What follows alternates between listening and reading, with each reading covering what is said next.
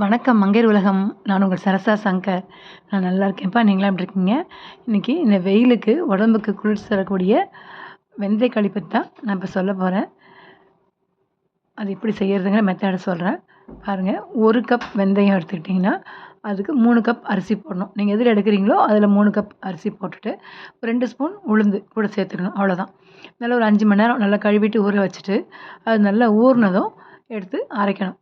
அதை அரைக்கிறதுக்கு முன்னாடி நம்ம அதுக்கு வெல்லம் ரெடி பண்ணிக்கலாம். பனை வெல்லம் எடுத்திருக்கேன் நான். பனை வெல்லம் இருந்ததுன்னா கருப்பட்டி சொல்கிறோம் இல்லையா, அது இருந்தால் ரொம்ப விசேஷம். அது இல்லைன்னா நீ நார்மல் வெல்லமே எடுத்துக்கலாம். கொஞ்சம் நிறைய போட்டிங்கன்னா அந்த வெல்லத்தோட கசப்பு தெரியாது. ஸோ உங்களுக்கு ஏற்ற மாதிரி நீங்கள் அந்த வெல்லத்தை எடுத்துக்கோங்க. நல்லா வெல்லத்தை பொடிச்சு தண்ணி ஊற்றி ஒரு பாத்திரத்தில் கொதிக்க விட்டுடுங்க. நல்லா கட்டி இல்லாமல் அந்த கரைஞ்சி அது கொதிக்கணும். அவ்வளோதான். பாகுலாம் வர வேண்டாம். நம்ம எடுத்து வச்சுருக்க அந்த வெந்தயத்தையும் ஊற வச்சுருக்க வெந்தயத்தையும் அரிசியும் நல்லா அரைச்சிடணும். வெண்ணெய் போல் அரைச்சிடணும். அரைச்சி எடுத்துடணும். அதுக்குள்ளே பார்த்திங்கன்னா இங்கே அந்த கருப்பட்டி நல்லா கரைஞ்சி கொதிக்க ஆரம்பிக்குது. நம்ம ஒரு அடிகனமான பாத்திரம் எடுத்துக்கணும். கண்டிப்பாக அதுக்கு பாத்திரம் அடிகனமாக தான் இருக்கணும்.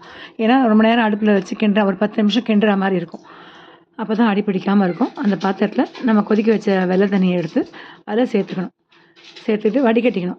அந்த மண்ணெலாம் வடிகட்டி எடுத்துக்கிட்டு அதை நல்லா கொதிக்க விடணும். அது கொதிக்கிறதுக்குள்ளே நம்ம ரெடியாக அங்கே அரைச்சி வச்சுருக்கோம் இல்லையா மிக்சியில், அந்த மாவை ஒரு பாத்திரத்தில் மாற்றிட்டு கொஞ்சம் கெட்டியாக இருந்ததுன்னா நல்லா தண்ணி ஊற்றி தோசை மாவு பதத்துக்கு அதை கரைச்சி வச்சுக்கணும். ஏன்னா கட்டியாக இருந்ததுன்னா அந்த கொதி தண்ணியில் ஊற்றினோடனே உடனே இறுகிடும். கொஞ்சம் தண்ணியாக இருந்ததுன்னா நம்ம கிளறு தான் அது கெட்டிப்படும். அதனால் நல்லா தோசை மாவு பதத்துக்கு அதை கரைச்சி வச்சுக்கணும். அந்த மாவை நல்லா கரைச்சி வச்சுட்டு இப்போ தண்ணி கொதிக்க ஆரம்பிக்குது இல்லையா, பாகு வரத்துக்கெலாம் வெயிட் பண்ணாதீங்க. அதனால் தண்ணி கொதிக்கும் போது ஊற்றிட்டா பரவாயில்ல. பாருங்கள், தண்ணி நல்லா கருப்பட்டி தண்ணி நல்லா கொதிக்குது. கொஞ்சம் உப்பு சேர்த்துட்டு நம்ம கரைச்சி ரெடியாக வச்சுருக்க மாவை எடுத்து அதில் ஊற்றி கிண்ட ஆரம்பிக்கணும். இதில் ஒரே ஒரு விஷயம் மட்டும் என்னென்னா, கைவிடாமல் கிளறணும். ஒரு 10 நிமிஷம் கைவிடாமல் கிளறணும். அப்போ தான் நம்ம கரெக்டான அந்த கன்சிஸ்டன்ட்டில் கிடைக்கும் அந்த வெந்தயக்களி. இது உடம்புக்கு அவ்வளோ நல்லதுங்க. இந்த வெயிலுக்கு உடம்புல இருக்க உஷ்ணத்தைலாம் நல்லா குறைச்சிரும்.